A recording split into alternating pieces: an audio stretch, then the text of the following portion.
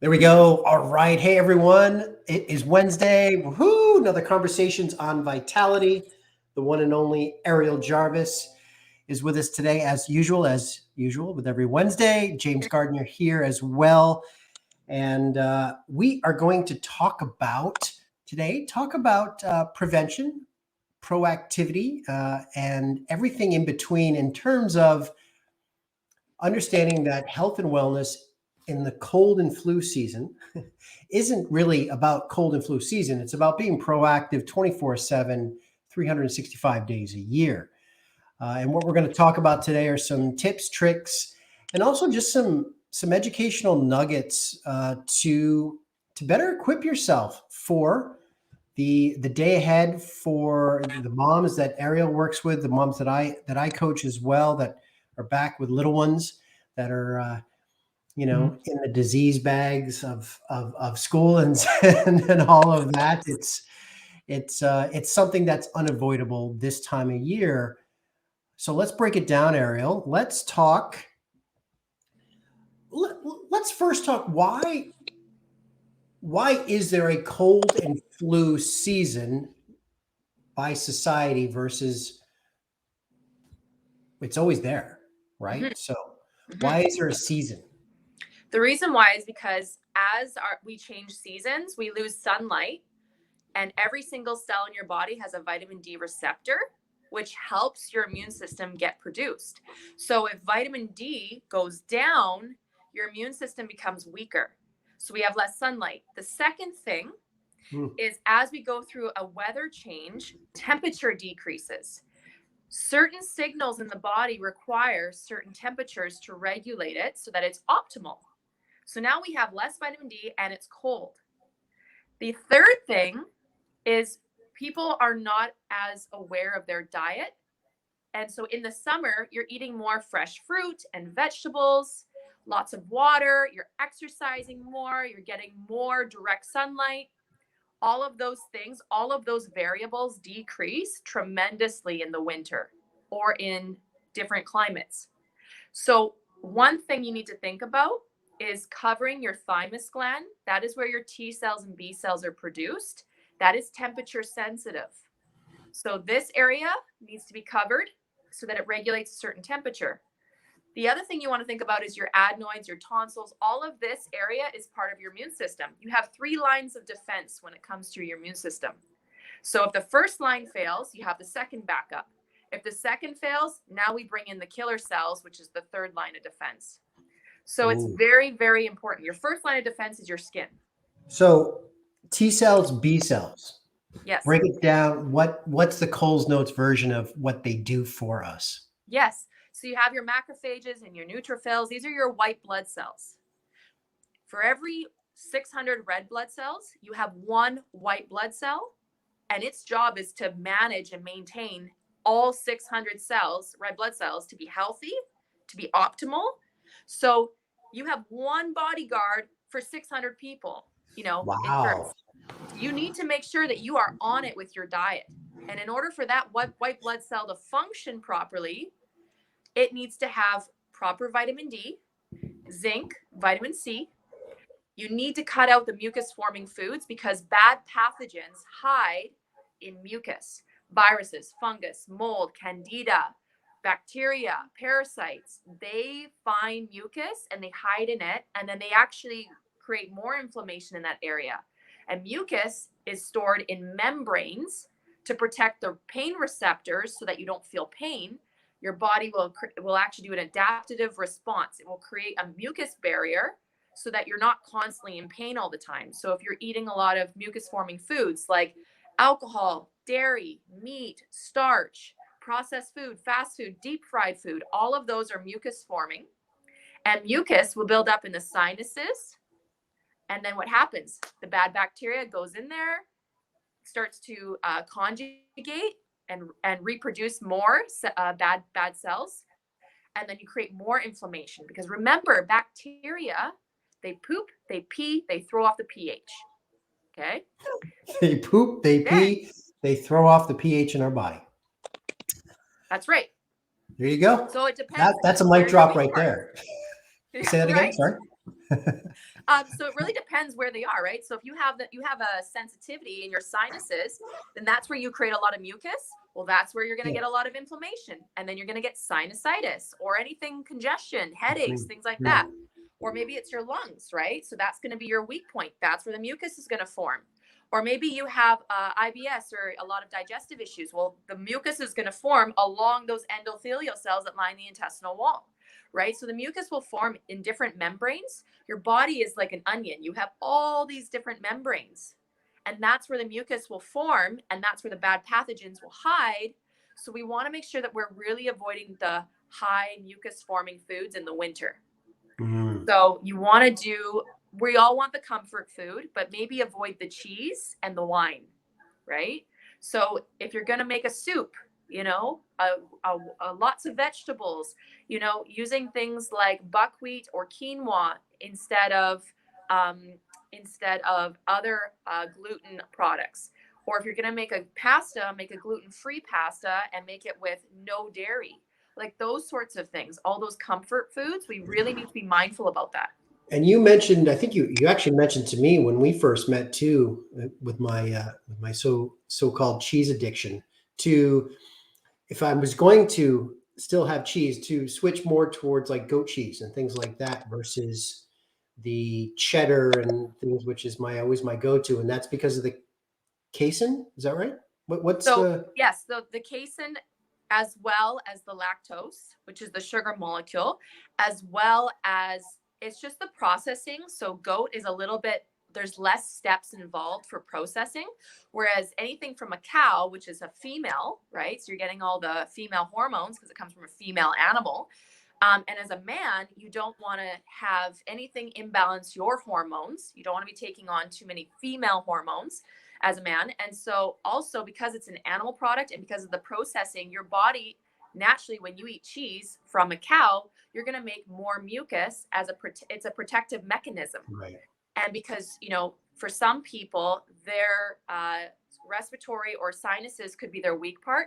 That's where the mucus is going to build up. And that's where the Mm. bad pathogens are going to go. And remember, bad pathogens, they conjugate every 20 minutes. They're asexual. Yeah. Every So that's 20 why minutes. you can be sleeping on your back, have a nice cheese pizza, go to bed, sleep on your back. When you wake up, you feel like you have so much congestion. It just pools. Yeah, Yeah. yeah. I Cutting mean, out the yeah, dairy. Yeah. that's that's me. I mean, I've lived that for most of my life for sure. Yeah. Right? My Yeah. gosh. Okay. It's not the James Gardner pity party here. So anyway, getting back to what we're doing. So again, you mentioned, okay, look, gang, we're heading into seasonal change, less sunlight, vitamin D receptors.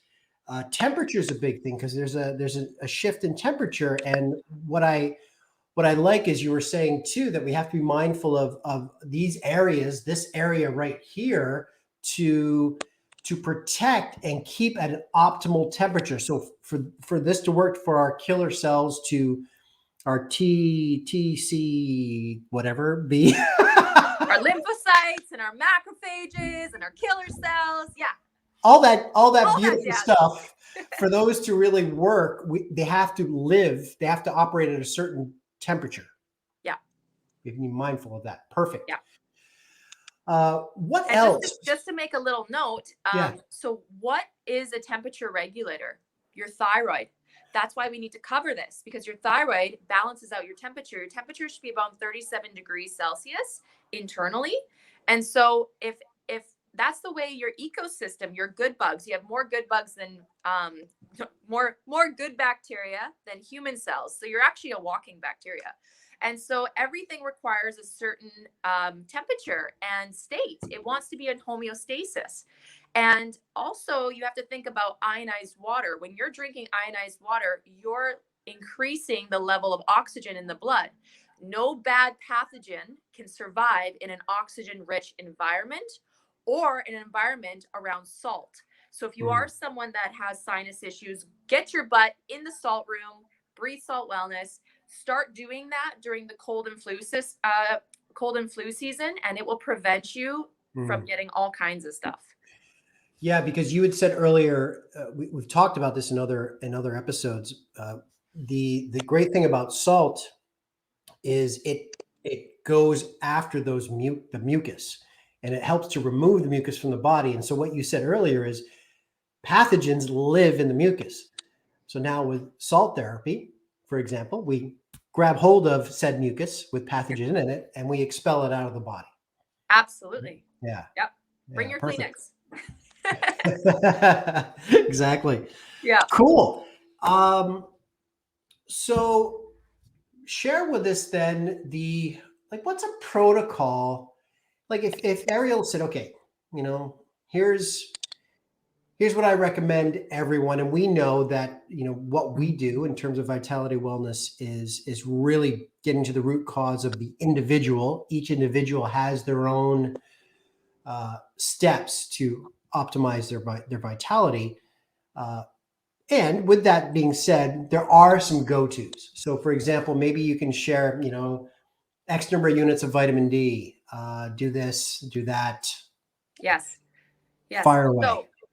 So get your pens and papers. Okay. So if you are an adult, it is very important. Number one, wash your hands often. Okay. Number two, drink 2 to 4 liters of ionized water a day because it's going to raise your oxygen levels in the blood. Very important.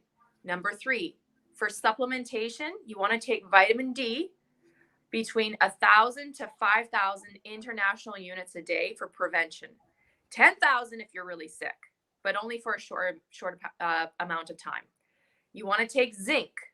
Zinc is also found in pumpkin seeds. So introducing pumpkin seeds into your diet on a regular basis, introducing berries for your vitamin C. Okay.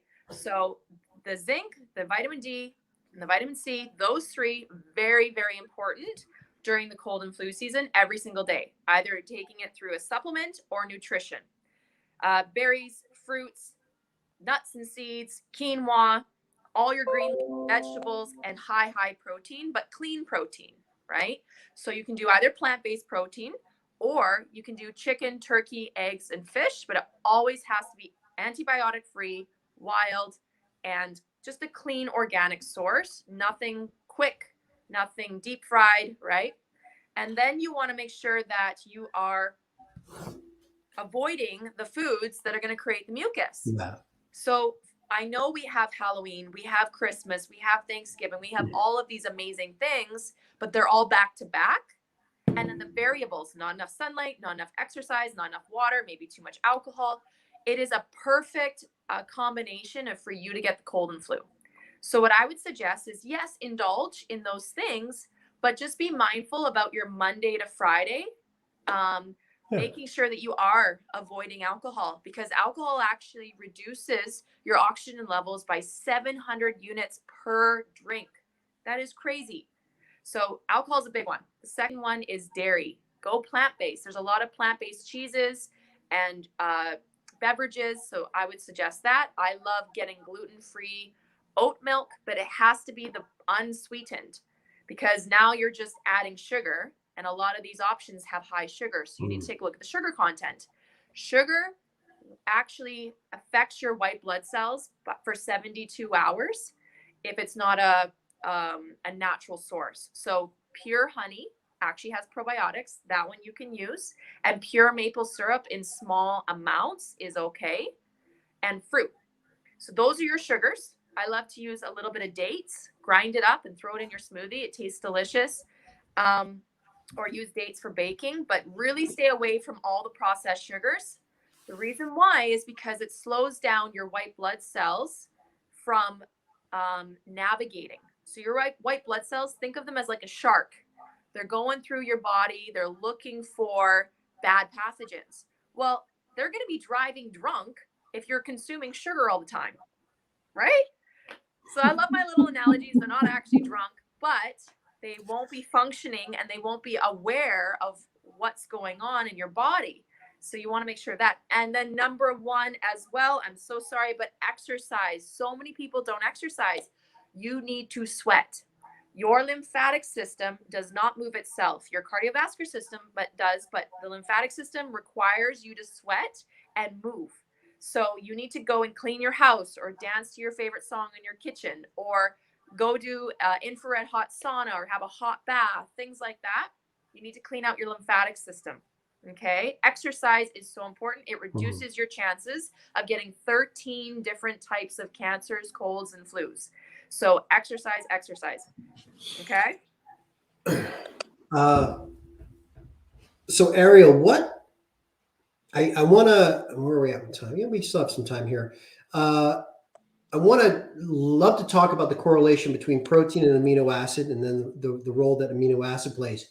Before we do that, though, touch on zinc, because we talked vitamin D, we talked what it is and how it works. What is zinc, and what does zinc impact us? Because that was one of the protocols that you suggested. Mm-hmm. So just the way vitamin D works, it's one of the more important ones. Zinc is also very beneficial and very important because it helps the production of your white blood cells on the various, so you have your 3 lines of defense. Yep. It helps those white blood cells navigate and function and find the antibodies and find the receptors. It's part of your something called immunoglobulins, which is your MADGE, MADGE. Just remember MADGE. And so there are certain antibodies that have a certain name associated with it. And so vitamin D, zinc, and vitamin C are all part of that. And and zinc is very, very critical when it comes to your antibodies and being able, and an antibody, if you think about your immune system, your white blood cells, they're not that smart. So they need to have a signal. They need to have some sort of target so that they can master it. And so an antibody is like a receptor. And so your one of your layers of defense, one of your immune layers, that's why every immune part has a different protocol. So one part of your immune system will be in charge of putting a receptor on the bad guy. And then the other part of the military will come in, see that receptor, and know to attack that cell. Right? And so they all work together. They kind of pass the baton back and forth. And one part of your immune system will be in charge of gobbling. So the macrophage, they look like Pac-Man. They come along and they chomp, chomp, chomp, chomp, chomp. But the other guy, he's in charge of just putting the target on their back. So that's his job. So he goes around and he puts the target on everybody. And then the other guy comes along and chomp, chomp, chomp, chomp, chomp. So everyone plays a role. So that's why some need vitamins C and D, some need zinc. It all depends on their role. Interesting. Wow. And it's really interesting that, this whole conversation really centers around the white blood cell and the fact that it's vastly outnumbered. And you had said that it basically one white blood cell is in charge of 600 red blood cells. Yeah. That's a lot of herding the cats, right? And what we're talking about, the vitamin D, the zinc, the vitamin C, among others, is a way to allow that shark that's swimming to navigate those 600 as efficiently as possible to basically make it not sluggish, to allow it to really be our line of defense, especially given, we're in that this cold and flu season, which is amazing, Ariel, because then it ties into everything we've been talking about in our past episodes with the red blood cells and how when we have sticky red blood, right, and we're clumped together and there's free radicals in there and cells are dying out and there's no life in it. The white blood cell is, you can see now that it's like, well, damn, like I can't do my job. So we need to have free flowing red blood cells. Yep. To allow the white blood cell to get in there and do its thing the way it's designed. Yeah. To clean properly, right? Yeah. So I think of it as those little sucker fish that you have in your aquarium to get rid of all the algae buildup. So it's like these little sucker fish, and they go and they clean the surface area of everything. And so one thing I want to mention is, you have one white blood cell for every 600 red blood cells, but your body is brilliant. When you start taking the proper immune boosters, what does that mean? That means you are sending a signal to the body to make more white blood cells than normal. And so now the ability to make white blood cells goes up. That 1 to 600 ratio no longer exists. Now you have almost a 1-to-1 ratio. So we have that ability. We have that ability. That's what immune boosters do. But the problem with that is if you don't reset it, it doesn't stop. So now your body goes into hyperdrive and it actually becomes dysregulated. You make too many white blood cells. And now that's called autoimmune condition. Now your white blood cells are attacking you. That's a problem. So people with an autoimmune condition cannot take immune boosters. You cannot take immune boosters. Anything that says a booster will actually increase your symptoms of your autoimmune condition because your immune system is attacking you. Wow. So then what is that tipping point between the average Joe like myself saying, okay, immune booster time, get those white blood cells running, boom, boom, boom, boom. And I keep doing that. At what point though, does it start to go into that hyperdrive mode? How do I know? How do I self-regulate? Immune boosters always have a warning label. For example, echinacea, golden seal, those sorts of things. You only take them for 5 to 10 days and then you stop. Whereas vitamin D, you can take vitamin D all the time. So if someone does have an autoimmune condition, you can take vitamin D, vitamin C, and zinc. Those are the safe ones. But all the fancy ones, like you've got your phytonutrients, you've got your plankton, you've got your golden seal, your echinacea, there's so many different ones. Those ones are called immune boosters. Those are good for people like us. But if you have an autoimmune condition, you can't use those. Okay. Yeah. Really great stuff. What I'd like to do, Ariel, we'll wrap this up. I think maybe next week, maybe we dive into amino acids and let's talk about the essential amino acids in the protein maybe next week, because we could really dive into that.